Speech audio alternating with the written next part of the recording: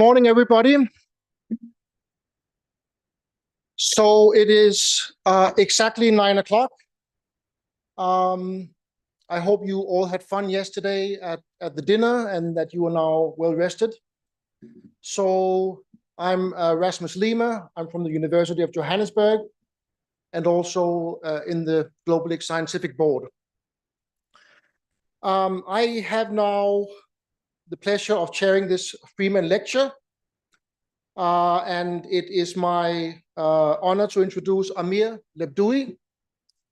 Amir, he holds a PhD in development economics from the University of Cambridge. And at the moment, he is the director of TIDE, which stands for Technology and Industrialization for Development at Oxford University.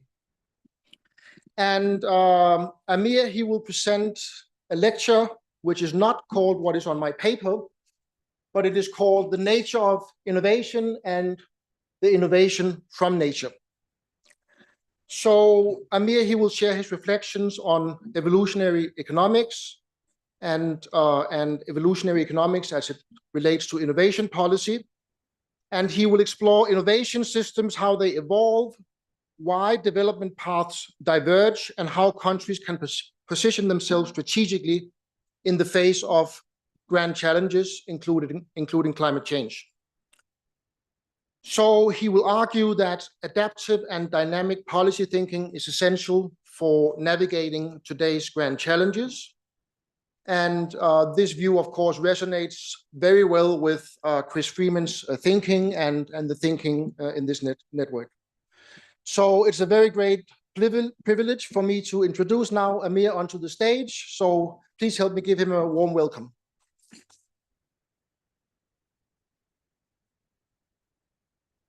And Amir, you have up to an hour, and then we will take about 30 minutes for questions. Thank you, Rasmus. Good morning, everyone. Thank you, Rasmus, for the invitation and for the introduction. It's a real privilege for me to deliver this lecture to honor the memory and legacy of Christopher Freeman, who was one of the few economists who really recognized early that innovation is not a straight line of progress, but an evolutionary process shaped by interactions, by evolutionary processes, feedback loops, constraints, and symbiosis with biological analogies. He understood something that many economists today still resist, which is the fact that technologies often evolve more like species than machines. Although more and more, this line between the species and the machine is getting blurrier and blurrier. You might notice this bird in the background. It moves in a much more smooth way on my screen. But this hummingbird, if I was to ask you if it's a species or a machine, I suppose that many of you might appreciate just the beauty of the species, right?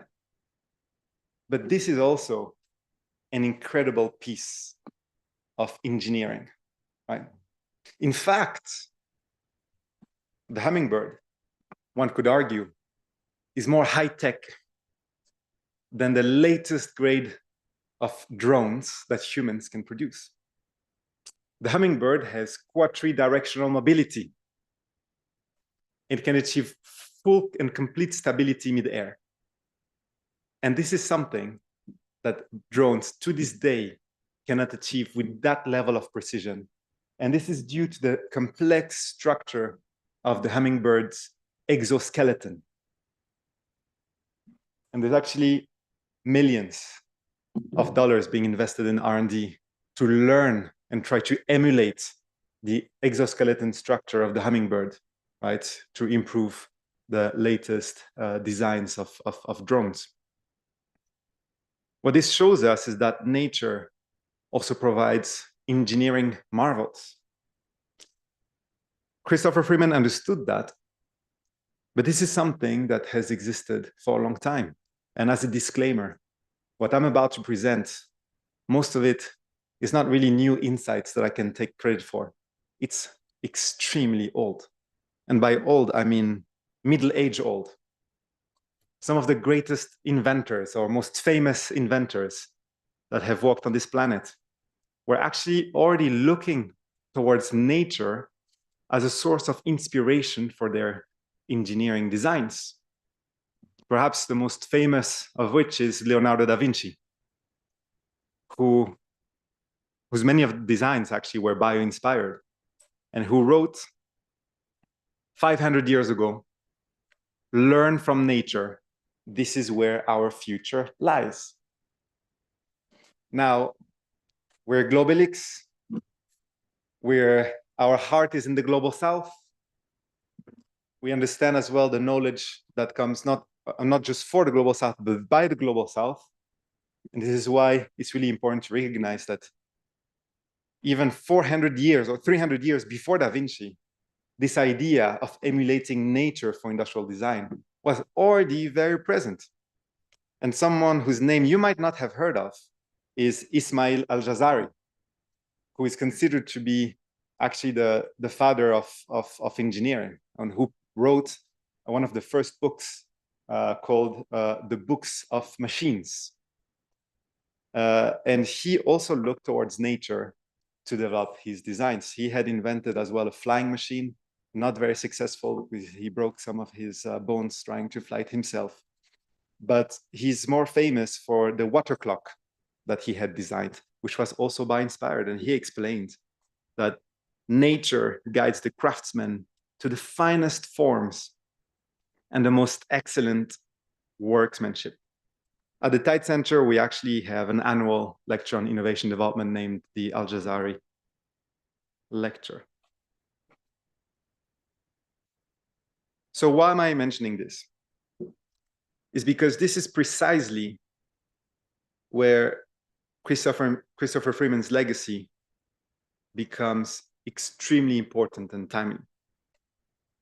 Again, Freeman not only used biological analogies, but really understood that technologies adapt, branch, fail, survive within wider ecosystems of institutions, infrastructures, resources, and social norm.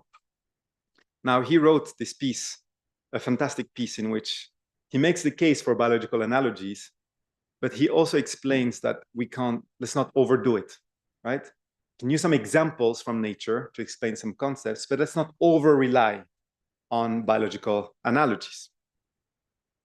But what I'll argue today is that nowadays, in the current technological, geopolitical, and economic context we live in, the analogy from biology is not just an intellectual device, it becomes material. Nature is not just a source of examples to talk about economics, it becomes a critical input in innovation processes. We're entering a technological moment where our most sophisticated systems, the advent of cyber-physical systems and AI and whatnot, are colliding with the biophysical limits of our planet. So Freeman used those biological analogies to explain technological change, but now we must use biology to guide technological change. Remember, as Bernard Shaw said, imitation is the most sincere form of flattery. We have around us natural R&D that has 3.8 billion years of R&D ahead of us. A natural living ecosystem that has adapted with regenerative design, circularity, modularity. And humans, again, for many, many years have looked at that system as a source of inspiration. So that's why today, the main points that I'll be making is first, thinking about this biological analogy and what it means what it means to take an evolutionary approach to the green agenda, especially given the rise of green protectionism, what it means for developing countries being pushed further behind, and what it means for adaptive approaches to green industrial policy. Then, in the second part, I would like to talk about the role that nature plays inside innovation ecosystems and the opportunity, the green window of opportunity, to reuse the word that the concept that Rasmus, Roberta, and Xiaolan have pioneered, what it provides, the green window of opportunity that it provides developing countries. And here, again, what I will stress is that the idea of nature-inspired innovation is not just a luxury or metaphor for developing country. It becomes a strategic opportunity for industrialization. And lastly, I would like to reflect on what it means for evolutionary economics. The past, the present, but really argue that now is really the moment for evolutionary economics to take a lot more space in explaining current technological shocks, tensions, opportunities, especially in a kind of post-neoliberal context where there's been an erosion of trust in markets.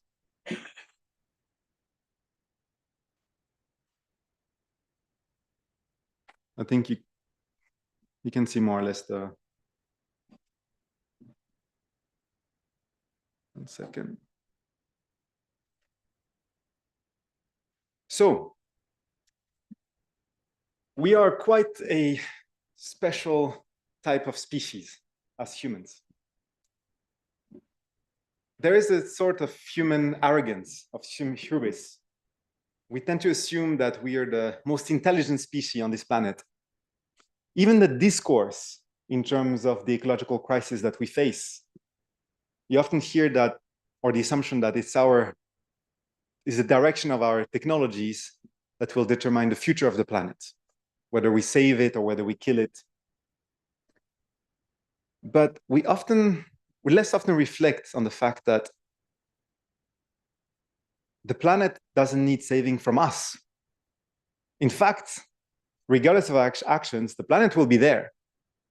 What we might actually jeopardize is ourselves. In the history of Earth, more than 98% of the species that have walked this Earth have disappeared. We're one species, right? If we continue to behave like a virus, right, it's not the planet that will be a victim. It's actually the human species, along with many other species, that will take down with us. And that kind of reframes how we see ourselves and our economic system through this evolutionary approach. In the history of life on Earth, there has been no species that has survived by relying on non-renewable resources, right? Again, in terms of the laws of nature, that's an overarching rule, right? Long-term survival requires adaptability, circularity, alignment with regenerative cycles, and organisms that have tied their survival to a finite stock of resources. These are the instances, the cleanest instances of extinction, right? And there's been a few types of microbes that were relying on particular type of finite minerals, or a cave bear that existed a few thousand years ago that looks absolutely scary, but could only live in a particular type of cave that has grown more and more rare. Yet, as humans, we still imagine that we can break that rule by building growth and sustaining our livelihoods on exhaustible inputs. And this is where I think that the evolutionary approach is extremely helpful in terms of narratives, right? Because part of the climate agenda, again, on both sides of the agenda, really assumes that we are kind of sovereigns on Earth, but not really thinking from our own self-interest. In that context, greening is not just an ecological act, nor even just an act of resilience, but it's really an evolutionary strategy, right? If we are to stay and thrive on this planet. This, by the way, is a fantastic design from a Mexican student that had designed a poster based on my book. And I thought that this is such a brilliant way to put it, right? The evolution of humans from the, what it used to be to Homo sapiens, and that kind of greening of the mindset is actually part of that evolutionary process. And this personally is what had inspired me to start thinking about biological analogies in the context of green industrial policy. Charles Darwin had written that it's not the most intellectual of the species that survives, not even the strongest, but the one that is able to best adapt and adjust to the changing environment in which it finds itself. And again, this is true of us as a human species, but it's also true of our economic systems and our policies. This was the basis of that book, where really making the case that for many developing countries, the act or the motivation and the rationale for green industrial policy shouldn't just come from ecological responsibilities, right? But first and foremost, as an act of macroeconomic resilience, but also as an economic strategy, right? For long-term competitiveness and economic survival.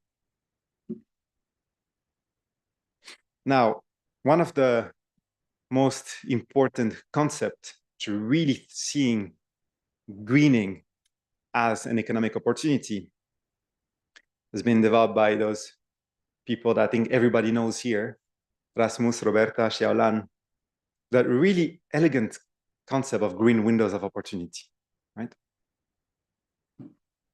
And there are many ways in which that can take shape. One, which is the one that we commonly associate with green industrialization, is with integration into green technological supply chains, right? Manufacturing of solar panels, wind turbines, which is particularly important as they are blocked routes to standard industrialization, given intense competition. Although one could argue that green industries are also facing intense competition. The second route for these green windows of opportunity might be through the need for clean energy expansion to facilitate the uptake of state-of-the-art energy-intensive technologies, right? We're seeing now the rise of cyber-physical systems, AI, and these are extremely energy-intensive, right? And that puts a barrier, right, to the deployment of those new technologies. So for many developing countries, access to a cheap, clean, and reliable source of energy becomes more and more important as a way to deploy these energy-intensive cyber-physical systems. And lastly, which is very different from the first two, is the notion of environmental upgrading, whereby value is generated not despite of environmental measures, but thanks to environmental measures, right? And the idea is to have net savings, right, by reduced material and resource intensity, but also reuse of wastes in production systems that can provide intersectoral upgrading. Now, thanks to the last few years of research, we know that those opportunities exist. We know that they're possible. Some countries have pursued them. This is technically feasible, right? But now the problem is these green windows of opportunities have been increasingly captured. If you look at the export market shares of low carbon technology products, you see intense concentration. You have 3 countries that are already industrialized, China, Germany, the USA, that account for half of low carbon technology products globally. If you look at the revealed comparative advantage in both low carbon technology products and environmental goods, the picture is frightening. What you notice is that it's basically already rich industrialized regions that are really poised to benefit from those green windows of opportunities. And for most of the global south, right, you see that they're not actually well positioned to take advantage of the industrial opportunities arising from the green economy. So there are several implications from that.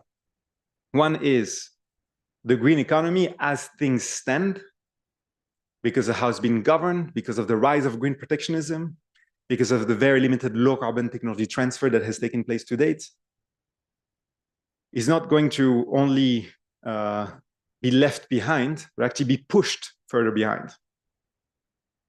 There is an assumption that we often hear that, well, many developing countries will really benefit from the global decarbonization because they possess the critical resources, the critical minerals, right, that are needed as an input for low carbon technologies. And that will be the entry door to those supply chains. But if you look at what's happening in practice, that's not what you see. In fact, the developing countries that are successfully managing to integrate some of those, the high level segments of those, high value added segments of those value chains, it's not the critical minerals that enable them to get there, but it's their pre-existing technological capabilities. I think you might be a bit far to see it, but Malaysia is one of those countries that is in green, is the second largest exporter of solar cells in the world. But that is big thanks to its pre-existing electronics industry. Because the technology you need to produce solar cells is very similar to the technology that you need to produce electronic circuits, right? So that gave them an edge. Brazil, which is red here, it's not doing it justice because it produces wind turbines quite competitively, doesn't export them, or at least only recently started to. So it's a fantastic case of being able to produce wind turbines, but it's not thanks to its iron ore, it's not thanks to its graphene resources, it's actually thanks to its pre-existing aerospace engineering sector. Again, because the technology you need to produce wind turbines is extremely similar to the technology you need to produce airplanes turbines, right? So there is actually that sentence in Latin that I won't pretend to be able to pronounce correctly, but nature doesn't make big leaps. And in context of green industrialization, again, you see the same process. It's the country that had already started to be on this pathway that have the capabilities to build those linkages towards green industrialization. And when it comes to the so-called critical resources, what I'll argue is that the most critical resource that developing countries have in terms of green industrialization is not resources that they have underground, but it's resources that they have above the ground. It's not just the human resources, but it's also the resources that that flourish in their forests, their biodiversity. And I will explain in the second part why biodiversity provides that new type of green window of opportunity for industrialization. There's another issue with critical resources. It's really unpacking that notion of criticality, which is dynamic across time and space. What's critical for one country as a resource might not be critical for another, but what's critical today might not be critical tomorrow. And the process of innovation, as literally all of you have studied extensively, is a process of continuous disruption, including in type of materials that technology use. Some countries in the global south, Chile, Argentina, Zimbabwe, DRC, possess lithium, cobalt, which are key inputs for batteries, but there is tons of money being poured into R&D for alternative batteries that don't use the same minerals, right? And that's precisely because we want to break free of mineral dependencies. So solid state batteries, for example, in China, or hydrogen batteries in Japan, although that has taken a bit of a hit in recent years. So again and again, you see throughout history that countries that only rely on the critical resource for the innovation often end up with a short end of the stick. No, short end of the stick.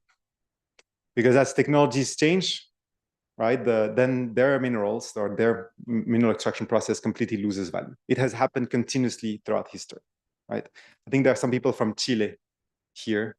You might know one thing or two about what happened in the 1930s with natural nitrate, with the German synthesization of nitrate. Now, how does it link to economic strategy? Well, if you stick to the neoclassical approach, which takes comparative advantages as a given, right, based on pre-existing capabilities, essentially you would just give up. Developing countries don't have the right type of capabilities and comparative advantage for green industrialization. Too bad, right? Let's wait for the next technological revolution. But this agenda is way too important, right, to leave to market forces alone, not least because of the opportunity cost of inaction. The status quo, and this is where the survival metaphor becomes extremely important, the status quo is extremely costly and risky for developing regions. One is if you take into account their productive structures. That first map over there shows commodity dependencies by country. 2/3 of the developing world are dependent on the export of some kind of commodities, whether mineral, whether energy, or whether agricultural. Now, this type of product specialization poses great risk in the context of climate change and decarbonization. First, because, for example, for countries that depend on the export of agricultural goods, these are particularly sensitive to fluctuations in precipitation and temperature, right? And we're already seeing the effects. Well, South African wine, shrimp production in Ecuador, coffee production in Colombia, cocoa production in Ghana. Those are highly sensitive to climate change. And on the other side, many developing countries heavily depend on the export of fossil fuels, right? A source of export, foreign exchange, revenues. So in the context of decarbonization, right, and reduced demand for those commodities, there are great transition risks. Now, these countries are already being punished by being overly exposed. And by the way, these are related to the great insights by the Argentinian economist Raul Prebisch, who already from the 50s had warned against declining terms of trade. And now climate change poses an additional impulse on those declining terms of trade. Now, developing countries are being punished 3 times, because not only they're being overly exposed to climate and transition risks, not only they're not really poised to benefit from green industrial opportunities, but on top of it, even when governments are not that worried about climate and transition risks, credit rating agencies are. And in fact, credit rating agencies are increasingly taking into account exposure to climate and transition risks when devising country credit scores, which means that if you are an African country that is dependent on oil exports and let's say cocoa production, now your cost of borrowing is going to increase, right? Because of that perception of exposure to climate and transition risks. So that reduces even more your fiscal space to promote structural transformation and by extension, higher capital costs for businesses. So that's why the status quo is extremely, extremely costly. And again, when we talk about state interventions, when we talk about green industrial policy, of course, there is a level of risks involved. We often unfair to industrial policy in the context of failure, but the whole point here is to compare it to the opportunity cost, right? The risk of inaction is much higher than the risk that come from state interventions. So how to react to this unevenness? One, I think a point that is really important to stress is that those barriers, those structural barriers to green industrialization in the global south are not an error of omission. It's not just that a few countries have really smart leaders and they just promoted those green structural transformation strategies over the past 20 years, and they've managed to capture those green windows of opportunities while the rest of us, have kind of missed that window. No, those barriers are exclusionary by design. Industrialized nations use the most green industrial policies, but however, under a form of protectionism, right? So if you look at whether it's in the EU, whether it's in China, whether it's in the USA, the type of green industrial policies or instruments that are used very often doesn't just rely on subsidies, right? But active form of protectionism. I think this has become, if you are not that sure about this before January 2025, I think by now that should have become extremely obvious. Even when initiatives are often framed as kind of climate action, there's often trade interests that are reflected underneath. There was an agreement a few years ago, negotiations for an agreement at the WTO, the Environmental Goods Agreement. Have you heard about this agreement? No. The idea was to remove tariffs on all products that can help us fight climate change, right? The idea is better to have a subsidy war than a tariff war, so that those goods are as cheap as possible to deploy. From an ecological point of view, kind of makes sense. Now, the initial draft of the agreement included electric vehicles, wind turbines, solar cells. But China suggested to include bicycles. They said, well, actually, if we're going to fight climate change, bicycles are a pretty environmentally friendly product, right? But guess what? The European Union refused to include bicycles in the agreement. Why? Because if they were to remove tariffs on Chinese bikes, it would basically wipe out the entire Italian bicycle industry, right? So Chinese bikes are now not just of quality, but they're much, much cheaper. So nothing against you, Roberta. Is it Swedish? Well, so for the Chinese, understandably, this was a main point of tension, because if the point of the agreement is to make those goods cheaper, right? Why are we cherry picking, right, based on domestic interests? And this was one of the main tension points that has led to the breakdown of those negotiations. And to this day, we do not have an environmental goods agreement. This is one example amongst so many. And I think that very often we tend to be quite naive in terms of what is framed as climate action. And the trade interests are often disguised quite deep. Another example is the CBAM, right? Again, the narrative about the European CBAM, the Carbon Border Adjustment Mechanism, is that it's to help avoid carbon leakage, right? Companies that would then relocalize their production in other countries that don't have this kind of taxation. The CBAM, essentially what it does is that it imposes a carbon tax for imports of particular products, right? When they try to export their product to the EU based on their carbon intensity. The issue with the CBAM is, and again, the devil is in the details, which products are actually included in the first instance. If you look at that list of products, it's not the most energy intensive products necessarily. And even more so, the Europeans, this is not me who's saying it, it's actually a European MP who was explaining the logic behind it, had actually taken off all the products that are exported from the US to the EU, right? In the first phase of the CBAM. Why? Because they thought that if they impose carbon taxation on goods that are exported from the US to the EU, they will face retaliation, right? So by removing those products, the impact is that the countries that are the most affected by the CBAM are African countries and South Asian countries, right? Because they're the ones who actually export these products to the EU. At the same time, the EU is investing, right, in producing kind of the green version of those products. But the impact is considerable because for African nations specifically, the costs are considerable. As I had mentioned, they were already in a difficult situation, but now they're stuck between a rock and a hard place because not only you're losing potential access, export access to your domestic production, I think South Africa particularly exposed, but on top of it, you're not really receiving the financing in the scale that is needed to green your production in time, right?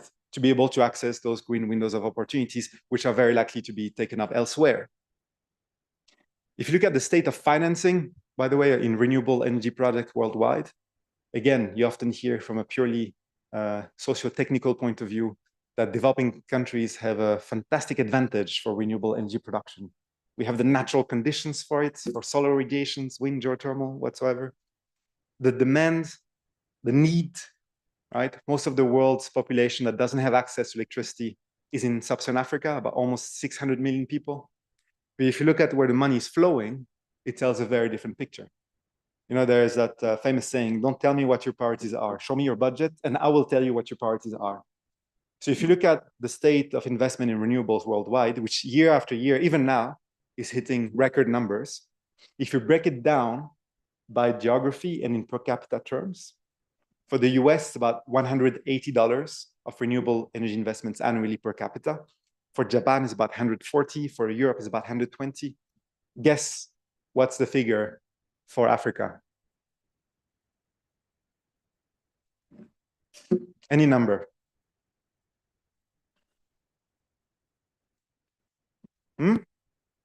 10, 20? I feel like I'm doing an auction. The answer is 50 cents. 50 cents, right? So how do you actually expect that these countries can receive the investments needed to adjust their production matrix and take advantage of green windows of opportunity. And again, by the way, this year, the so-called Liberation Day, the US tariffs, it doesn't include raw materials, which means that in terms of price manipulation, it consolidates that resource specialization from developing countries, right?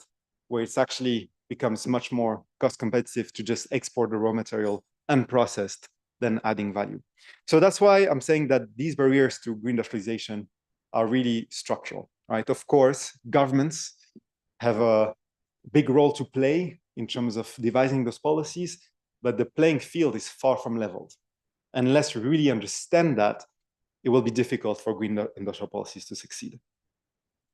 Now, the implication for industrial policy is considerable, because when thinking about that tool, right, the theoretical justification for green industrial policy is not necessarily going against market forces, but it's really the idea that you don't have time, right? You want it to happen at the speed that you need, and reorienting market forces toward a social optimal outcome. I think it has become really obvious, right, from the empirical literature that the countries have really managed to sustain green industrialization are those that had an active and coherent use of green industrial policies. But when it comes to the so-called latecomers, the IMF, after decades of avoiding the topic of industrial policy, of handling it as a taboo, now was forced to acknowledge the obvious, right, that they actually have been working in some countries.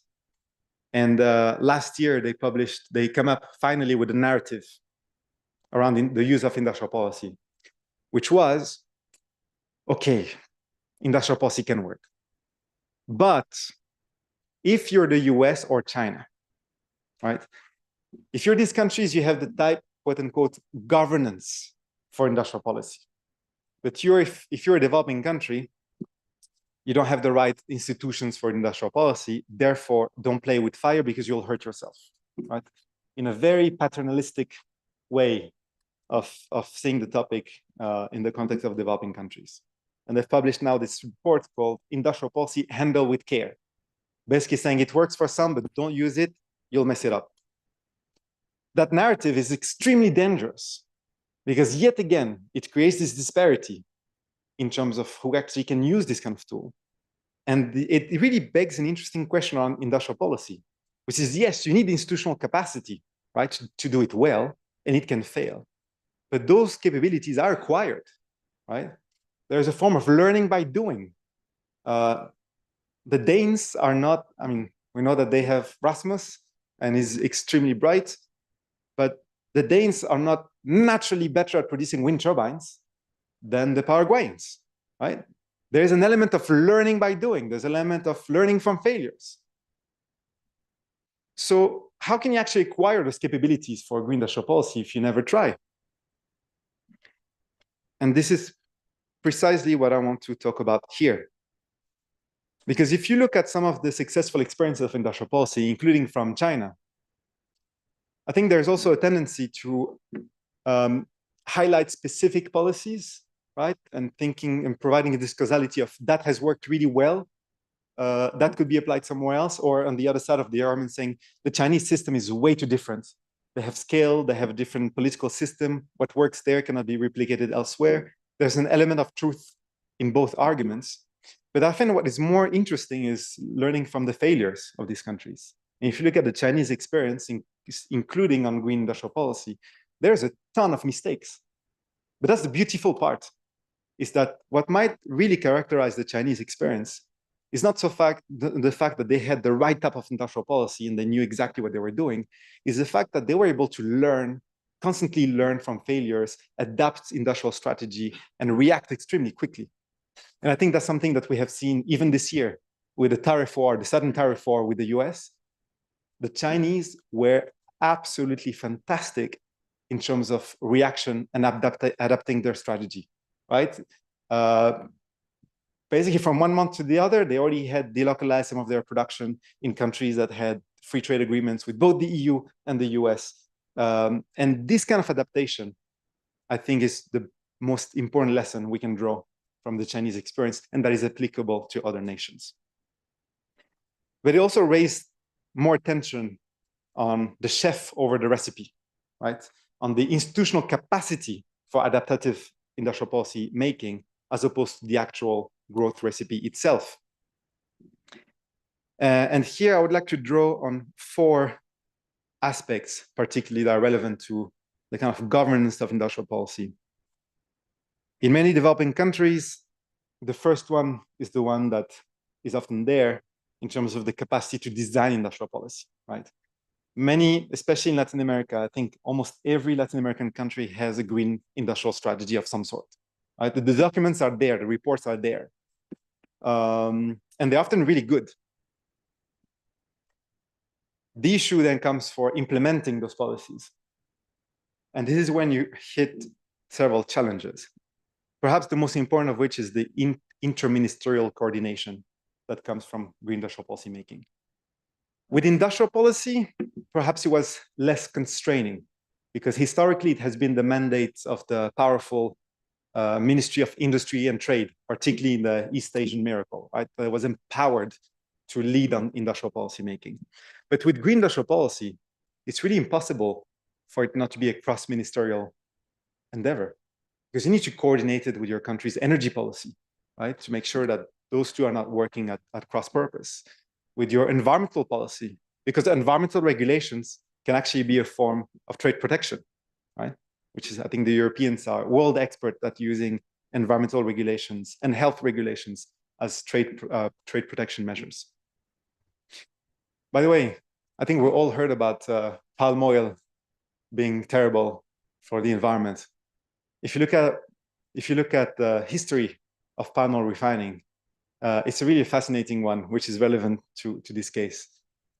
Because before the environmental campaign started, the European Commission had extremely high tariffs on refined palm oil imports from Malaysia, but not on crude palm oil export from Malaysia, right? And when the Malaysians tried to add value to their palm oil, this is where they were met with additional tariffs on refined palm oil. The Malaysians tried to beat the Europeans at their own game by adding taxes on crude palm oil exports, but realized that they could not beat the Europeans at their game, right? Because then, it just led to a tariff escalation. So the Malaysians started to engage in barter trade because they realized that they needed to diversify the consumer markets for palm oil if they were to export their product. And this is when the first campaigns against palm oil started, funded by vegetable oil lobbies in Europe, which were about palm oil being bad for your heart. And it's been debunked. And then came the environmental campaigns that are also funded by vegetable oil producers in Europe on the grounds of the environmental damage, which there is some truth to it, but it depends on where, and there's been a lot of mitigation done. So again, just to show that this process of counterattack has been systematic. So in terms of interministerial coordination for industrial policy, again, going back to the Chinese experience, this is a fantastic case of institutional adaptation to smoothen coordination. And in fact, in 2013, China completely eliminated its Ministry of Energy. Why? Because they realized that energy is a cross-cutting issue, right? It's a cross-ministerial issue. It affects industry, it affects finance, it affects health and education. So instead, they have a cross-ministerial energy commission, right? But again, there's not many countries in the world that are able to restructure, right, the different ministerial units to smoothen coordination. In Malaysia, they have the economic planning unit that sits inside the Prime Minister's office, but differently to many other countries, it's really empowered to oversee the work of different ministries, right? So there's a 5-year plan, which is a really serious 5-year plan done in consultations with different stakeholders. So different stakeholders have chance to provide their inputs, but also the targets that they would commit to. Once the plan is in motion, that economic planning unit actually oversees on a weekly basis the work of different ministries to make sure that they're aligning with the plan. In Brazil, this is a country that has had very high green industrial policy ambitions, especially in the past 3 years with the Lula administration, but perhaps too ambitious, because now in Brazil, it's a coalition government, and you have about 4 different types of green industrial strategies led by 4 different ministries. And some of them have, overlaps, but they're also trade-offs and tensions.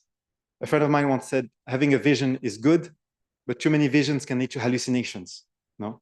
If you don't have that capacity for intra-ministerial coordination, very often it will lead to hallucination. The third one, my personal favorite, is the ability to monitor and evaluate and adjust industrial policy. This is where the adaptation comes in. Because especially in green technology sectors, they are characterized by a very fast pace of technological disruption, right? Which is a normal thing to expect, especially for technologies that are at the height of the learning curve. Now, you might have technological shocks, right? New technologies that emerge, regulatory changes, market changes. So how can a plan that you devise stand the test of time? And that's why I often like to say, sorry, now I'm moving from biological analogies to sports analogies, which are equally relevant in my opinion. That's why I often like to say that we need a curling approach to industrial policy as opposed to a bowling approach.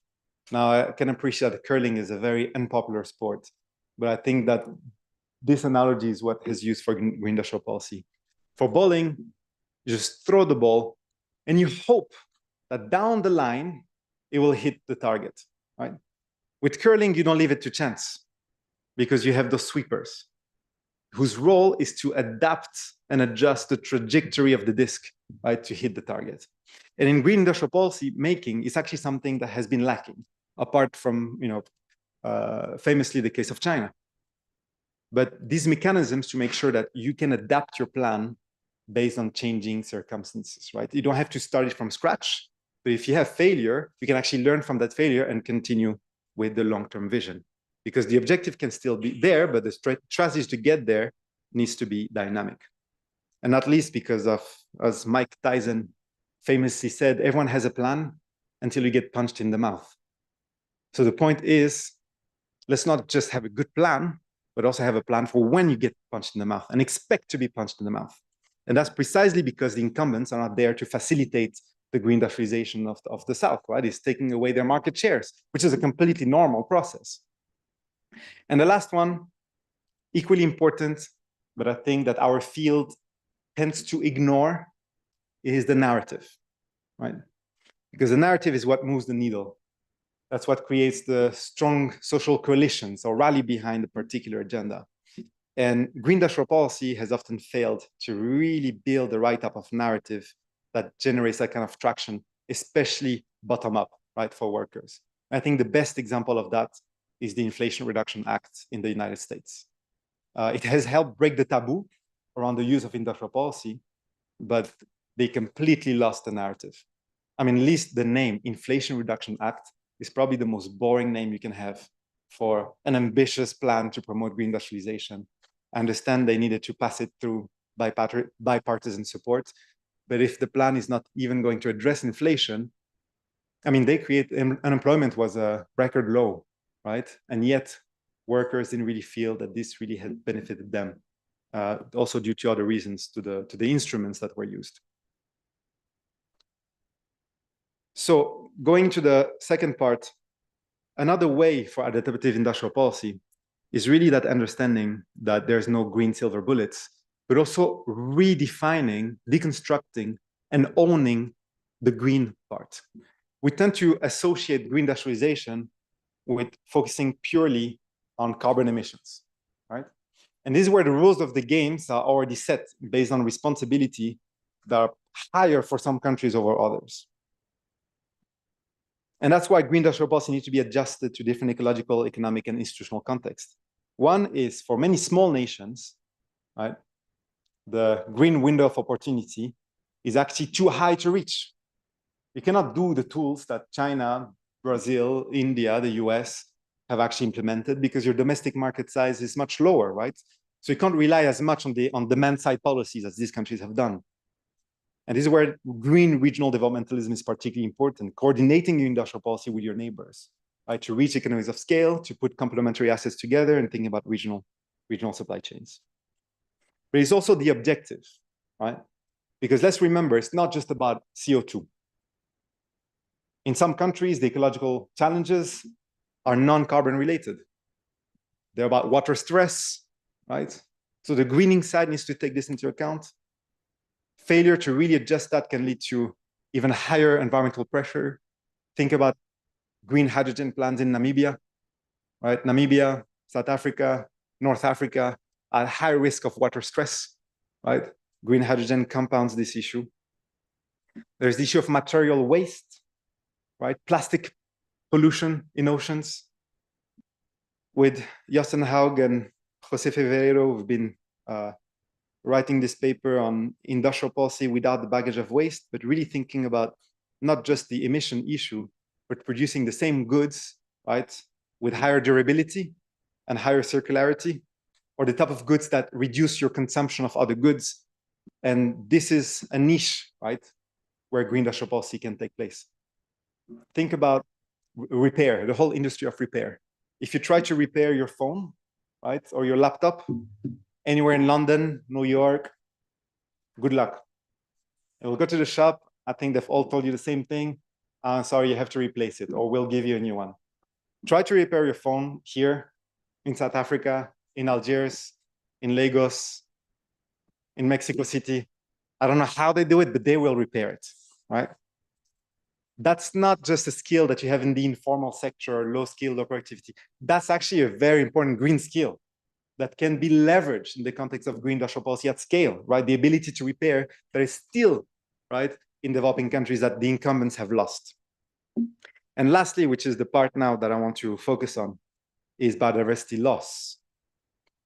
Many of the world's most biodiverse regions are the ones that have the lowest R&D rates, highest poverty rates, where also the paradigm doesn't apply. You're not going to, destroy part of the forest in Costa Rica and Brazil to put solar panel factories, because that's neither sustainable nor development. And that's why I want to introduce you to a different way of looking at biology, right? Mostly looking at nature as a library of ideas for innovation, right? Nowadays, everyone's obsessed with artificial intelligence, but I would like to make a case for perhaps an even more important type of intelligence that will determine our ability to achieve green prosperity, which is our ability to leverage biological intelligence. The animals, the species that you see here are not just pretty, even though they are very pretty, but they all play a very particular role. I know that there's not that much time left, but at least I'll mention a few. Do you see this bird? Bottom right. Looks very cute. Looks very, how to say, inoffensive. This is a veery bird that migrates every year between Florida and the Amazon forest. At first glance, you might think, okay, this is a really beautiful species. It looks very nice. But there's something very special about this bird, is that every year it migrates exactly on the same week. But it's been shown, right, that there are several years in which it leaves a few weeks early, right? Always with the same duration of time that it leaves early. And it's now been shown with statistical robustness that whenever there's going to be strong hurricanes in the Caribbean, which it flies over, the veery bird will migrate a few weeks earlier. The beautiful part is we know that it's able to detect something in the atmosphere, identify a pattern, right, that is linked to hurricanes, weeks before human-made monitors can detect hurricanes, which is often too late. But we don't know how they do it yet. And what this shows is an ability, an exercise of intelligence, right? Because that's what intelligence means from its Greek word, is the ability to make links between seemingly unrelated things. So when we think about innovation, right, for human-made monitors for hurricanes, Should we just continue the marginal improvement of the technology we have, or should we actually link it to biological intelligence, right? To have more efficient and superior methods of hurricane prevention. And that's why the concept of nature's intelligence is particularly important, right? And let's try to kind of withdraw from the AI bubble and remember that human intelligence is one amongst many, right? As there are many species on this planet that are better than us at identifying patterns or showing some signs of intelligence. And one of the big issues with AI models nowadays, right, is that they increase the computational power of the data provided by humans, right? But they don't actually learn directly from other species in terms of how to be better. Now, I want to give you a few more examples. Talking about AI, I think we're all aware of the energy intensity of AI and the huge environmental stress that it poses, especially around data centers, right? The storage of data and the analysis of data is an extremely energy intensive process, but also water intensive, as you need to cool down data centers. Now, if you think about the latest progress on data storage, you have some of the latest hard drives by Seagate are quite impressive. There's now also new experimental research with 5D nanostructured glass, right? Which are 100 times denser than hard drives. But there is one unit, one structure that's actually 1 million times denser than even the 5D nanostructured glass. Can you guess what it is? Sorry? Could have been, but not for this case. It's our DNA. The most data intensive form of storage on the planet is here inside us. It's our DNA. And now there is actually research with synthetic DNA to store data. And it's also a lot more environmental friendly because DNA takes centuries to decay. And actually with a spoon of synthetic DNA, you could store all the movies in the world, right? The reason why I'm bringing this example is again to show that the answer to a lot of our problems very often come from evolution, and it makes complete scientific sense. I don't want to highlight this as a kind of romanticization of nature. Say it's nice, let's just look at nature, it's much better. But actually, it makes scientific sense, right? This is a process shaped by evolution, again, billions of years ahead of us. And we actually started an exhibition last week with different types of bio-inspired innovations and how that helped push the green technological frontiers. And by the way, with synthetic DNA, Microsoft has started some of the experiments and has shown success this year. Wind turbines. I know some of you have worked a lot on wind turbines, the wind turbine value chain. Some of the most efficient wind turbines actually are inspired by humpback whales' fins. And again, it's basically, that's one of the most efficient form of drag that you find in nature. And that project is called Whale Power. Much closer to here, ventilation. I can hear the air conditioning in this room, right? Air conditioning is actually a very inefficient technology, right? Can you believe that termites are smarter than us when it comes to building, right, to construction that has natural cooling? And that has inspired the Eastgate Center in Zimbabwe, right, which is completely inspired by termite mound structure and has natural ventilation without needing air cooling. Air cooling is a huge source of emission worldwide. Now, why I'm also talking about this now, especially talking about development, is because that is the green window of opportunity. Because that biological intelligence, right, as a library of biological intelligence, most of it is in the global south, right? Most of the world's remaining biodiversity is in developing countries. Yet, these countries are those that have some of the lowest R&D spending rates in the world. And we know from the literature, from the Globelics network, the Schumpeterian literature, that innovation is one of the binding constraints to escape the middle income trap. So the idea here is not just to increase R&D spending. In some countries, some regions, such as Latin America, on average, to reach the world average of R&D spending rates, the annual investment in R&D needs to increase 5 times, from $35 billion a year to about $130 billion a year, right? That's a huge increase. But there's also direction, and I argue that biodiversity is at the core of it.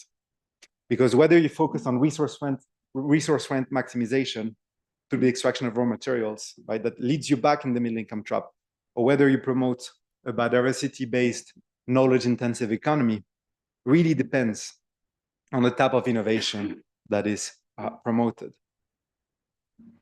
Now, going back to those different avenues to leverage biodiversity for R&D, there are 2 main channels. One, by the way, I do not mean to be overly utilitarian around biodiversity. Of course, it has ecological value and existential value of its own, right? This intrinsic value. It's not just about that frog and that bird. The only reason for it to exist is to serve our technology. But the point is to say that there is that great source of R&D value in addition to that ecological function. There's 2 main ways in which biodiversity can be leveraged for innovation. The first one, which is the most widespread nowadays, is through bioutilization, right? So you're extracting the material directly from the natural asset, from the organism. And that has been something that has, taken place for, centuries. This has particularly benefited the cosmetics and pharmaceutical industry, right? There's particular types of organic compounds or chemicals that you can only find in specific plants. But this process has great obstacles. One is very often you have huge unequal value, right? Or the distribution of value. You have the molecules extracted from the global south, right? And then are developed in big pharma or cosmetics industry in the north. There's a lot of evidence showing that. So it's and the amount of reliance of global north industries, especially agriculture, pharma, cosmetics, on southern biodiversity is intense. It's huge. The second one is biopiracy. Has been a huge case, especially Latin America and Africa. There are cases every year. 3 is high environmental pressure, because even in the cases where it's done well, the issue is scale, right? With my team, we had visited different labs in the Amazon region last year, doing bio-innovation. All of it was bioutilization, right? And for example, there are cases, for example, with acai. Some of you might enjoy it with your breakfast bowls. What is special about acai is that it contains a lot of organic compounds that are extremely valuable for the pharmaceutical industry. So when you extract those compounds through ultra pressure machinery, they become more valuable in terms of value to weight ratio than gold, right? But the issue is when you scale it up, you need more acai trees. And that has led to cases of deforestation, right? To be able to grow more of that product so you can extract more from it. This is where bioinspiration comes in. Bioinspiration, biomimicry, biomimetics, these are different terms for broadly the same thing. Which is really interesting about it is that you're not extracting something material from nature. You're only extracting information, right? Which means that you can more easily scale it up. And you're extracting information that you then emulate in a human design context. You're either emulating forms that you find in nature, processes, or ecosystems, right? And the idea here is that it's not just imitation of nature, it's really learning, right? The frontier of design, chemistry, engineering principles, and readapting it in a human context. All good. And so this is why we must really focus on nature-inspired innovation as opposed to nature-based solution. We often hear about nature-based, right? There are some risks associated with it. And the same with the concept of bioeconomy, right? I'm particularly frustrated with this concept because bioeconomy is so large. It has everything and nothing, right? From producing jams to producing biofuels, but still very often it's based on something that you extract from nature, right? Or using nature as opposed to using nature as an ally. And without fair governance and capacity building, bioeconomy models, whether it's ecotourism, bioutilization, and so on has often led to a biologicalization of extractivism. Now, going back to bio-inspired innovation, it's not something that is absolutely niche. It's something that is already happening, and has been a 12-fold increase in biomimicry patents over the last 20 years, right? And again, I think we're just scratching the surface in terms of what we can learn from nature for the next wave of green technological innovation, not least because most of the biodiversity in the world that we know exists hasn't been mapped. So we haven't even explored the full extent of the vast library of biointelligence that exists. Now, there's a lot of value generated in bio-inspired innovation to date. Most of it, that value is generated in the global north. And that is thanks not just to market forces, but to proactive government policies and support. France has state-funded centers for biomimicry, similarly to Germany, Korea, where they call it blue technologies, the UK, but also the US. The most important funder of biomimicry research in the world is the Pentagon. Because yes, nature is more sustainable, but nature also kills. So unfortunately, the direction that biomimicry is taking nowadays is more for military applications. So for example, they're learning from bees, how bees communicate, to develop new computational systems of how drones can communicate amongst one another, or the hummingbird example that I started this lecture with for a new generation of drones. So there's an opportunity to reorient biomimicry towards sustainability. But in developing regions, including Latin America, there are several barriers, right, to this day. One is a lack of critical mass of specialized human capital to do bio-inspired innovation as a method, because as a method, you need a strategic mix of skills from engineering, design, chemistry, biology, right? And to this day, there's not a single university program across Latin America that provides this kind of strategic mix of skills for biomimicry, even though they exist in the US and France. Harmonizing biodiversity databases, those taxonomies, right? Each country uses different systems, inadequate financial support, but also helping.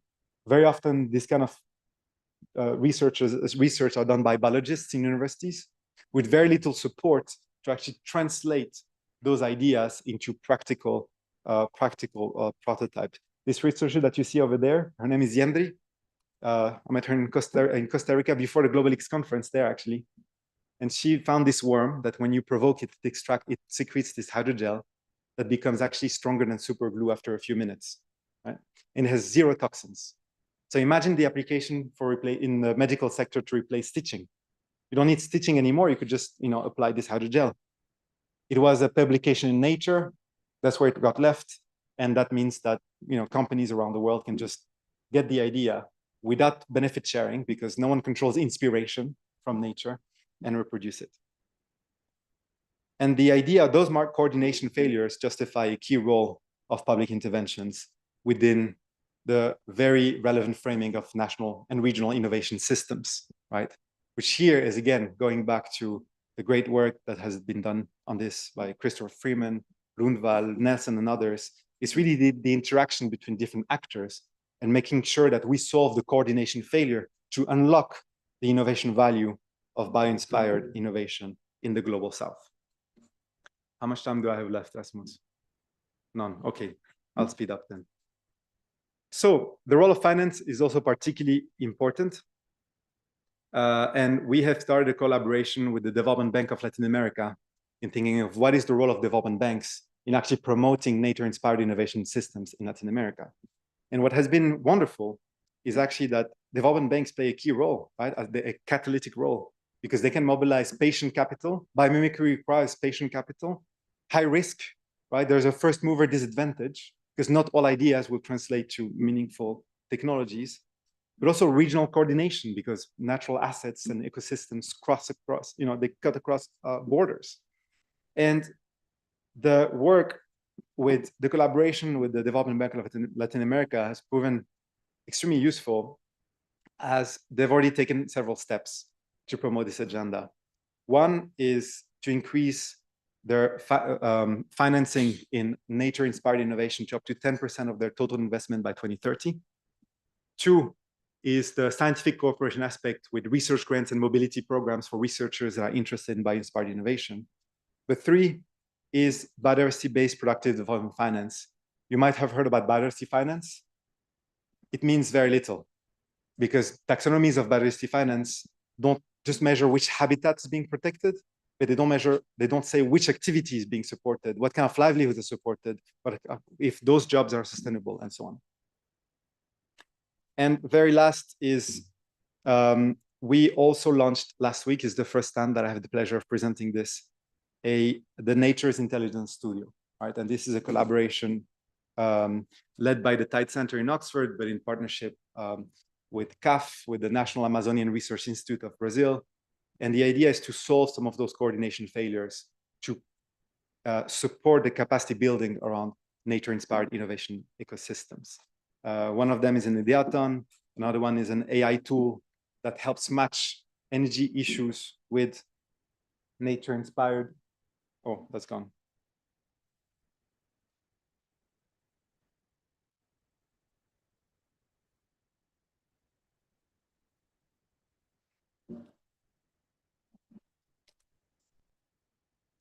It's a sign, yeah. So perhaps I'll just conclude now. I'll invite you to go on our website to test this, this AI visual tool to match energy innovation frontiers with different biological organisms and the technologies that already emerged from it and the technologies that could emerge from it. But I would like to conclude. This says that there is an unknown error occurred. I'll just conclude with evolutionary economics. That's my last slide, I promise. So, adaptative thinking over techno-specific fixes, right? I think one of the messages from this lecture is that it's not just speaking about the right technology, right? Or you pick the right sector, but really building institutions capable of learning, coordinating, and redirecting technological trajectories, which unfortunately is still what lacks in many developing countries. And that's also because friction is structural, it's not accidental. You should expect those internal hurdles, the counterattacks from the incumbents. So smooth transformation or expecting smooth transformation is analytically naive. 3, post-neoliberalism creates a great opportunity, or opens a new paradigm for evolutionary economics. With the erosion of trust in market forces, evolutionary economics offer a realistic framework for understanding economic transformation under uncertainty, power, and constraint. It's an extremely useful way of thinking, but it's nowhere to be seen in the public debate, right? In many ways, perhaps we have been writing too much for one another, but not really thinking about how to attract more people to adopt this type of thinking. And perhaps this is really the moment to push for evolutionary economics, which has very strong analytical foundations, but it seems like the work hasn't been finished, right? It's still there in the open, and this is really the moment to push for this type of thinking. It's no longer optional, but it might be the only framework that fit for what comes next. And very last, I have this picture of ants. Yesterday, Rasmus told me that ants are his favorite animal. We started with biological analogies, and I would like to end with one. We're dealing with climate change. What we'll need is not individual intelligence, but really collective intelligence, right? Ants is the species that is the best, that exhibits the highest form of collective intelligence, because on their own, they can't do much. But together, it's an incredible form of social organization. But if the ants have to move their colony from one point to the other, right, they get structured in a very rigid structure. It's fantastic. It's like a little army battalion. They have rows. They follow the row in front of them. But for any reason, this is the picture that I have here, but you'll find videos on the internet. If the front row has to turn and they spot the last row, they instinctively follow it and they go in circles. If you look on YouTube, it's called the death spirals for ants. And they go in circles until the complete exhaustion of the entire colony and they disappear. They go instinct.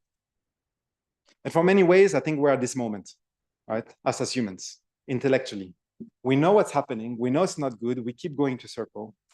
So that's the time to break free. And I hope that evolutionary economics as a paradigm and the Globelics community specifically can represent that end that actually breaks free from the rest to provide a different alternative. Thank you so much for your attention.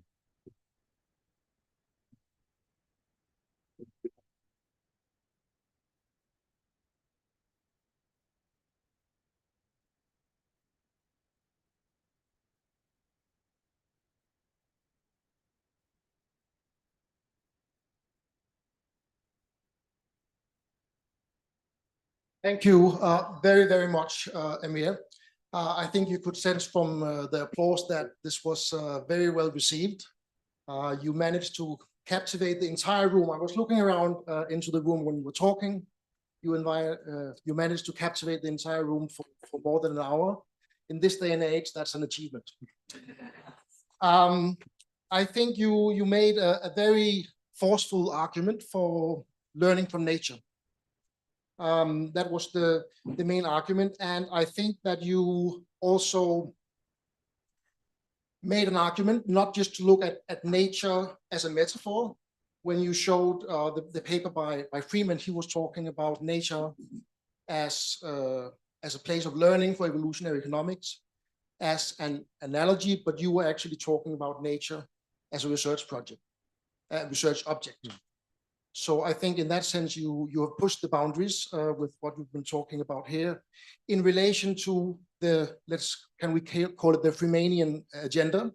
So I don't know if that makes you a new Freemanian, even though, of course, Dosi said we shouldn't be using a neo, but I think you have managed to push some of those ideas in a very intelligent way.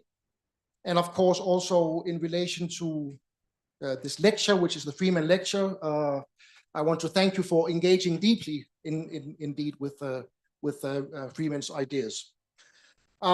So with that said, I want to open up for questions and comments. I'm sure there's going to be a lot. Already see some hands up there. So we will do that. I'm sure for this session, we won't be able to deal with all the questions, I'm afraid, because we also do need a break before the next session. But I'm going to pick some hands randomly, and I'm going to pick only people that I do not know. So I won't be able to pronounce your names, but let's start with you right here. Of course, I said next to you, I didn't know you until yesterday, so you are a question. Thank you so much, and thank you to the lecture. My name is Mapula Changela. I'm with the Ministry of Environment, but also I've just concluded my PhD with Stellenbosch University. So my comment is more about confirming some of your context in my, and Prof. Erica can also confirm some of my findings from my PhD about the role of the Economic Cluster Ministry in terms of how coordination, leadership, and coalitions amongst them happened, in terms of the role that the Ministry of Environment, Energy, Trade and Industry, Finance, and Minerals, and the Science and Innovation. And so I'm just confirming that indeed how they are coordinated in this transition, especially looking at the cross-sectoral interactions, wherein trade and industry now has to look, as much as their mandate is about industrial development, they now have to look carefully at the implications of environmental. So is the energy in terms of the implications of low carbon, but also the biodiversity. So it's more around confirming what you've just said about that role, but also to say that within that context, policymakers can also be distinguished in terms of the bureaucrats and the politicians. When that process happens, the specific roles that the technocrats and the politicians play. But if that happens in a sustained way, that's how also change can happen. But where I find gaps, I think, is with regards to then the implementation of how, and when you said, yes, we can't, as maybe as Africa, adopt what other countries have done in terms of how to get industrial policy right, that is partly correct, but I still think that there's some common things that we can learn about at least the implementation. Once we've designed the policies as a collective, how to then implement, because that's also where the main tensions start happening, especially when you bring in issues of trade and geopolitical things of making it happen, and in the contentions within the trade issue. So it's mainly to confirm, at least from my study, but also as a policy person, some of the context that you've shared. Thanks. Let's take two more questions and be as short as possible. So they're all the way in the back.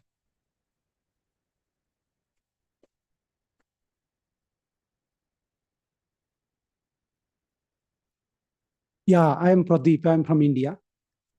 Thank you for such an informative talk.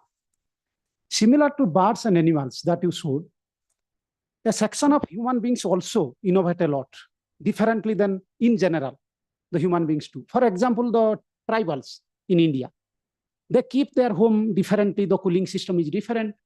They actually preserve their food differently, even many other. I'm not getting into that. I'm not an evolutionary economist. So I can say how your evolutionary economics looks at them. Do they actually place them somewhere? If yes, then how and where they are being placed? Thank you.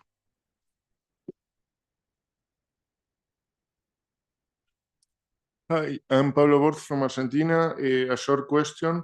In your opinion, how well do you think national innovation systems include indigenous and local knowledge? For instance, rural communities and their adaptation to different environments in which they live and thrive. And if in your opinion, national innovation systems include them wrong or not at all, which ways or which manners would you suggest to include them in a well fashion? Thank you.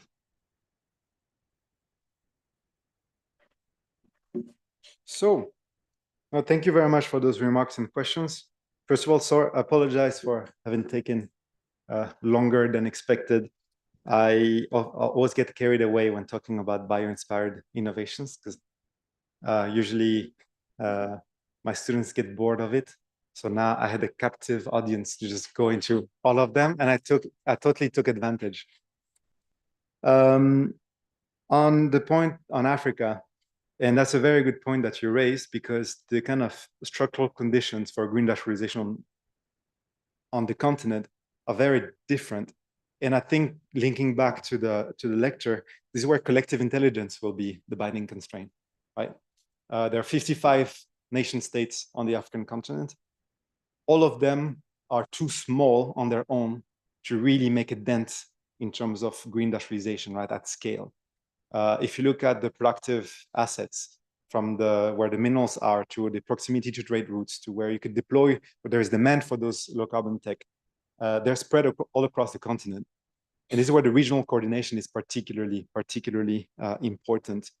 The research that we're doing at the Tide Center has shown that if you look at history in terms of regional coordination of industrial policy, it often fails when it's driven by a supranational body, like the European Union or the African Union, because there's no ownership of the main actor, the governments that are actually responsible for delivering on the industrial policy.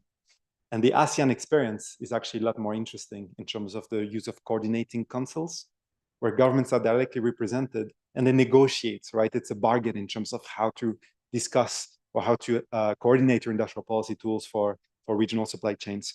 And in Asia, to go back to the biological analogy, there's something called the Council, which has guided ASEAN economic and policy and diplomacy for decades. The Council in Malay folklore is a small mouse, right, that basically outsmarts the bigger animals, right, by playing them against one another. So you can imagine for these countries that are between China and the US, they see themselves as small animals that are able to do well by really strategically maneuvering. And in that case, that's something to also learn in terms of how to make sure that collectively you have a lot more bargaining power, right, as opposed to on the national scale alone. And on indigenous knowledge, that's absolutely the case, and that's part of human intelligence, right? We also have adapted, but we kind of an indigenous know-how is key, not just in terms of the method used, but also in terms of biophilia. They're much closer to natural assets. And that means that very often indigenous communities have a much better understanding of the different properties of different species, or how to emulate them. And that's knowledge that needs to be really integrated in national innovation systems. But there's no proper legal framework to recognize the intellectual property of that knowledge and for benefit sharing, which is the big issue. So very often there's been a disengagement also of those communities because you give away that information, but then it doesn't really benefit you or doesn't really create jobs for those communities. Thanks. Let's take another round of questions. Okay, so I think we will, there's at least one person up there. I don't know. We can start with you. Hi, my name is Natrat. I'm from the National Office of Higher Education, Science, Tech, and Innovation Policy in Thailand. I guess I wanted to ask a little bit more about the IP question. I found it really fascinating when you were talking about using nature versus being inspired by nature. But along that line, how does IP work in that sense? I think countries like Thailand try to use the biodiversity in terms of growing it using the comparative advantage of like the weather, the insects that grow there, the food that grows there. But when we look at it in terms of information for inspiration, how do we protect that from being leveraged by places that are more ready and capable in the global north?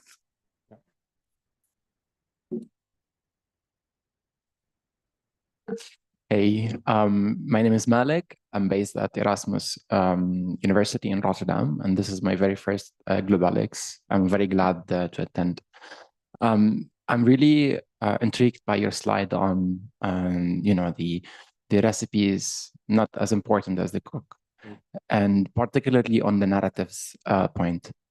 I can imagine that, what is needed and what you're trying to nudge here, that gaining traction and involvement and participation in building the narratives is actually, key for its sustainability and its impact. But for us as scholars, junior scholars, or kind of still senior scholars, what kind of direction you could provide for the narratives that we could influence? Is there a direction there that you think that we could, change, or we could redirect? Thank you.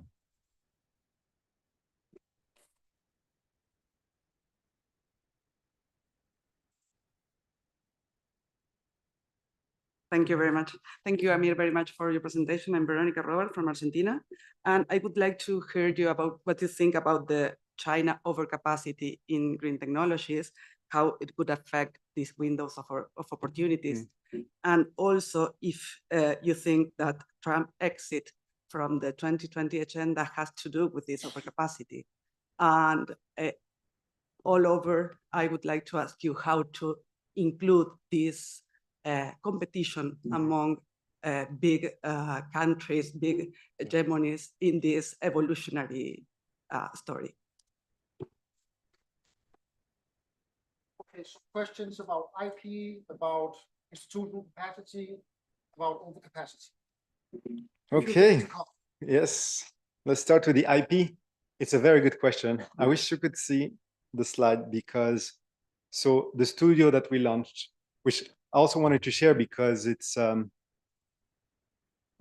part of the kind of narrative part, right? Of we are able to recognize those coordination failures, but then what do you do about those, right? Beyond the academic realm. So it's a way to, put some of those issues into concrete actions. And one of the main actions this year for the Nature's Intelligence Studio is actually developing model legal frameworks for intellectual property protection for bio-inspired innovation or bio-inspired ideas, because there's no legal frameworks that protect those yet, right? There's the Nagoya Protocol that protects the use of genetic material, so more on the bioutilization side. So you cannot transport genetic material across borders, or there's also benefit sharing measures, right, for communities that are providing that genetic material.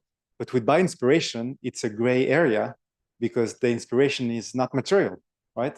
And it's very hard to control, monitor, and you don't have to declare where you get the inspiration from, which means that when you develop those ideas, it's very easy for companies in the US, in Canada, in Germany to actually take the ideas and steal it, which is what has happened. So we're starting this work. And the idea is to not only protect the bio-inspired idea originator, but also the natural organism that provided the idea, because technically the natural organism should have part of the property right? So maybe through reinvestment in the protection of that asset. By the way, I know Michiko is from Japan, the Japanese bullet train, the Shinkansen, was also bio-inspired. The Japanese scientists had a huge engineering problem with the Shinkansen when it was coming out of tunnels. And it's by redesigning the front of the train, following the kingfisher's beak shape, which is one of the most aerodynamic shapes in terms of a bird species. They solved that problem, right, with the sound barrier. So there's that funny cartoon showing the kingfisher saying, standing next to the bullet train saying, does anyone know a good intellectual property lawyer?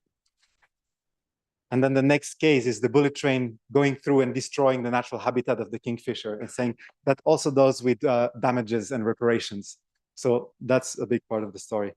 On the recipes and cooks, again, to go back to a different type of analogy, is when the okay chefs are the ones that can really follow the recipe, right? You have the cookbook, you have all the ingredients. I think we all know someone like that in our network, or maybe it's you, but you basically just follow the recipe exactly by the letter and you're able to cook your beautiful dish. But then what happens when you take half of the ingredients and say, okay, now cook it? Only the really good chefs can pull that off, right? You give them just a few ingredients and they manage to pull it off, which is not my case. And in green industrial policy, I think it's the same. And we haven't really adopted that in the industrial policy making because, Frank, is this still recorded or no? Okay. Basically, shit happens, right? But you should expect for shit to happen, right? It's part of the process. So it's not just the beautiful strategy and plan that will go far, but the ability to change your strategy based on changing conditions. And that's why I think we need to put a lot more emphasis, again, following Freeman's legacy, on the institutional innovation aspect, as opposed to the sectoral one. And today, a lot of the research that is done is focusing on, it is quite techno-specific, right? And not so much in terms of how to manage, right, those technological trajectories. And on the narratives, I think that matters a great deal, right? Because it also allows for more failures, right? And learning from those failures. And narratives, extremely important. And I think this is where we've lost a lot of ground, right? Perhaps in the intellectual circles, there's still a lot of progress, a science progress, as there's more and more research paper, but we don't see it translated in real life policy. And, unless you tell your own story, other people will tell it for you. And I think we have a lot more work to do on narratives around evolutionary economics and innovation systems to really make sure that you get a broader coalition of people that understand it, right? If it's produced in a paper behind a paywall, the utility of that research is extremely minimal beyond the individual level. And perhaps as a collective, there's ways that Globelics can continue to support that process. And by the way, I invite, if you are interested in working on bio-inspired innovation, please get in touch. It would be great to do. There's so much more work to do about this, especially in the economics literature. And we have more work to do. And then China, oh yeah, tough question. So now I really need to know if it's recorded or no. That changes it is, okay. So I'll be politically correct. So the overcapacity argument, I mean, there's some truth to it, but at the same time, it's been applied in a very heterogeneous way, right? It's also export capacity in a way. The thing is, I think when it comes to developing countries managing those geopolitical rivalries, now it's probably, maybe I'm a bit naive, but I think now is a great time, right? Especially with what the Trump administration is doing, because they're obviously retrieving from climate commitments, which is bad news for the climate agenda, but it's also a stress test for everyone else in terms of how seriously were they actually committed to green industrialization. Was it just as a ESG value signaling, or is it actually because they understand that green is part of their interest? So I think in terms of narratives, it also forces us to go back to the idea that, you know, these developing countries should really pursue greening because it's in their own interest, not because the German Cooperation Agency is telling them that they should do greening or providing technical assistance, or because the US administration is doing that. So there is a space, and if the US is retrieving from the survival of the greenest, then the others should actually take up that space, right? And in relation to China, my personal belief is if you can't beat them, join them. And if they have the technology, there is a great scope for thinking about a new form of South-South cooperation based on low-carbon technology transfer, which can be mutually beneficial. As for the Chinese, it provides an opportunity to deploy their own technology standards, be part of the new supply chains. And for the developing countries, it's, you know, developing new regional supply chains with, you know, access to latest tech. I think we're going to move probably towards more regional developmentalism, right? At the African level, the ASEAN level, Latin American level, and essentially the success will depend on how well governments are able to get together and bargain with, you know, more leverage with the different actors and make them work hard for one another. Malaysia has done that quite successfully. Whenever they get investment in the sector from the US, they make sure that they also open the space for the Chinese and vice versa, because they want to be seen as always in flux, never aligned with one or the other. Thank you very much, Amir. So we're already eating into the break, but I will allow a very quick round of those hands that I saw coming up first. And those were Christina and Rainer and Carlos. So let's take those three as the last ones, if they are indeed quick questions and not long comments. Thank you, Rasmus.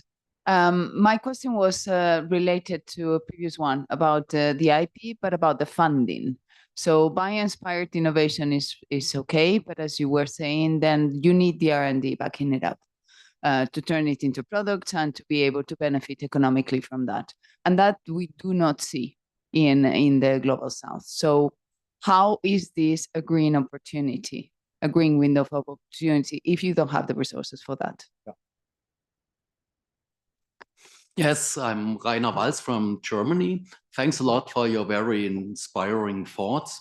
I want perhaps to continue a little bit with Christina's idea. We had been discussing with Christina yesterday in a session the possibilities of innovation systems research for the kind of challenges we are ahead with biodiversity. And if I combine that with your very important issue about the role of narratives, we of course also need a narrative if we want to make that kind of research and that kind of strategy more attractive to all stakeholders. Now we know the role of narratives is also somehow to link up with economic interests. You showed it very clearly with a window of green opportunities, how that is a narrative which basically aligned economic interests in the North. Now, my question, what is your impression? Could there be something like a narrative for the South going that direction, saying, well, that might be an opportunity where you don't run into the problems of domination from the North because the role of innovation, the kind of innovation is so strong, you don't rely so much on typical R&D. On the other hand, in some of your slides, you showed still a very strong role of the North there. You showed the Microsoft and then the DNA. You showed the research programs. So what do you think that's in balance?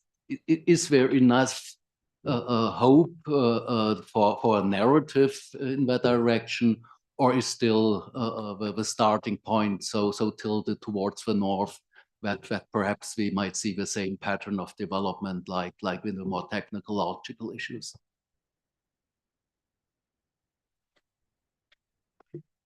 Thank you for so inspiring presentation. My question is about leadership in industrial policies. Following your metaphor on receipts and cooks.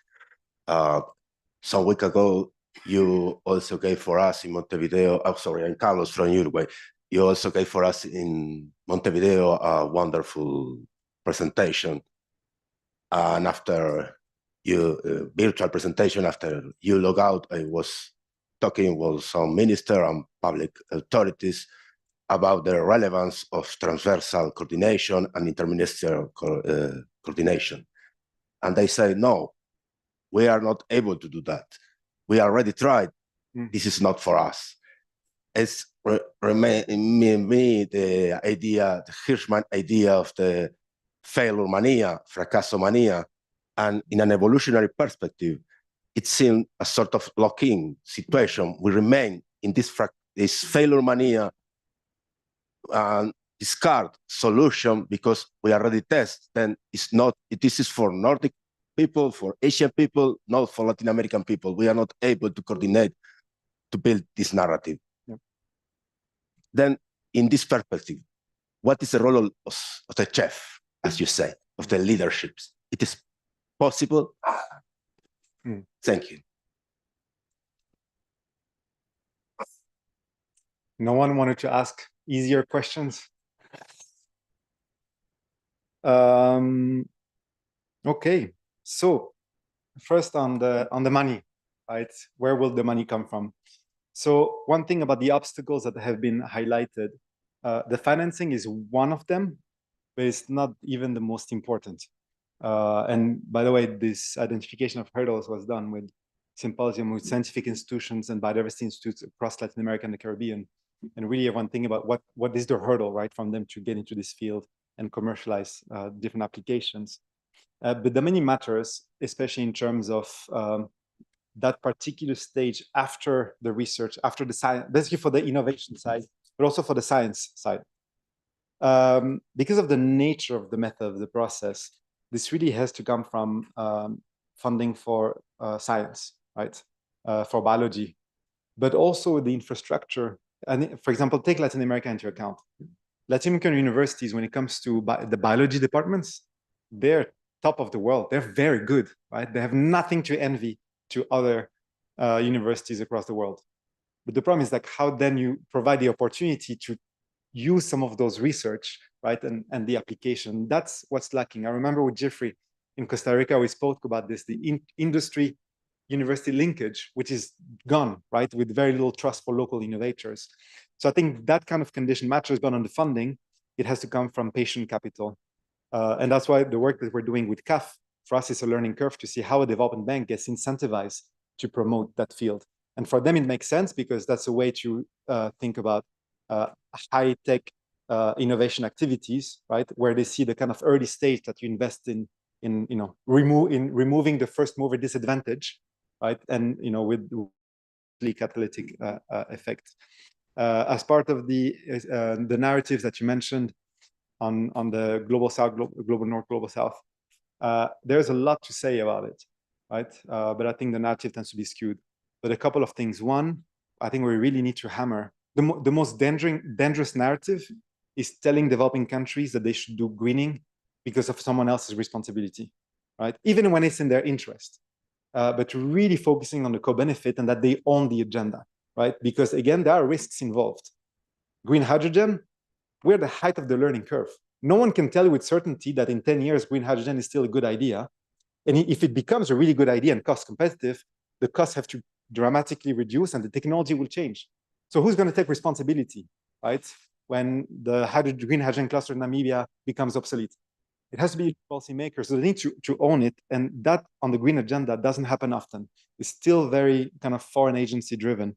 Another aspect is it's in the North's interest to make it easier for developing countries to achieve green industrialization.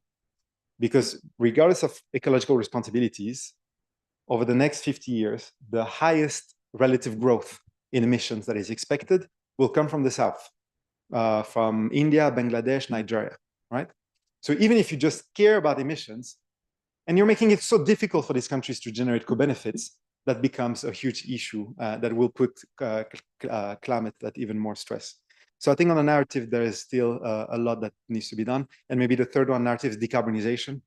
The term might not be suited to developing countries, especially African countries where the level of carbonization is already very low, right? The existing one. So the challenge is really energy expansion. right? And clean often provides a superior technology. Again, it's renewable. From an evolutionary point of view, we don't need to tie green technologies just for environmental reasons, but it's also technologically superior when you think about it. But I wanted to thank you very much for the opportunity. You have made me go back to reading the basics, also understand my own lineage, because everyone stands on the shoulder of giants, which is also an evolutionary process, right? And I just want to say that the center, the Tide Center that I have the chance to be a current custodian of is the same. It has existed for 17 years. It was founded after Sanjay Lal's death. I know Erica has known him very well, and was a pioneer of the study of technology industrialization in the Global South. Then with Xiaolan Fu, that has taken a lot of this work. And now the idea is to continue working on those issues and generate a community of people coming together. And that's why honoring the memory of those that are gone is extremely important. And I'm very grateful for Globelics for having done such thing. Well, we are very, very grateful for your very fascinating discussion on behalf of the community. Thanks. Excellent. Okay, I'm sure the discussion will continue in the coffee break and beyond that. I just have a few very small announcements. One is that I want to remind young scholars and those involved in the Young Scholars Initiative that there's a lunch somewhere, which I'm not sure exactly is where, but young scholars and mentors, please remember you have to go to that session and to the lunch. And one more announcement is that the session, which is called Measuring Innovation in Africa, Insights from ASTI program, has been moved from the Nelson Mandela boardroom to the Reinhardt boardroom. So take note of that. Thanks a lot for coming to the session, and see you for lunch.